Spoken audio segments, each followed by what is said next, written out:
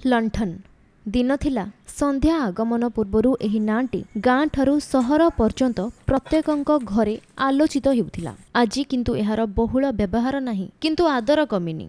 आधुनिकतार चाकचक्यरे एहा भिन्न रूपरे भिन्न ढंगरे आत्मप्रकाश करिछि।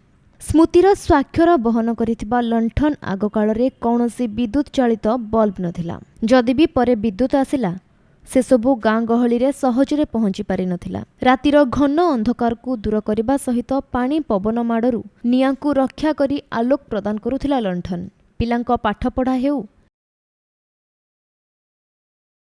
केवल थिला आम लंठन।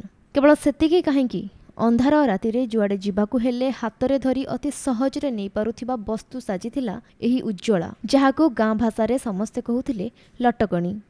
लाइन कटिगला लंठन व्यवहार कर पुराणा कालिया जिनस आम तो बात्या बेले से लंठन डिबी लगे चलू ये साइतिक रखी रखू लाइन टाक सब समय रोचे कि आउ आज लटकणी बा लंठनर व्यवहार 95% हजि जाइछि। केवल बहुत दूर दूरांतर गाँ गहली रे जोंठि विद्युत किंबा आधुनिक सुविधा नाही सेठारे एही लंठनर व्यवहार हेउछि। आउ आज भी लोके लंठन को भूली नाहांती। प्रत्येक दिन गाँ मानकरे जेतेबेले बिजुली चली जाए प्रथमे लोकमानंकर नजर पड़े एही लंठन उपरे।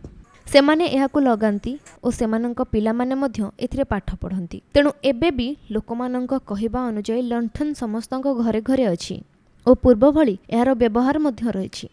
लोकंक कहिबा अनुसार एही लंठन केबे भी मनीष मनरु लिभिनी कि लिभि पारिबनी, कारण एहा सेतबेले सब समय रे आवश्यक थिला, किंतु एबे एहा केवल लाइन चली जिबा समय रे काम रे आसुछि।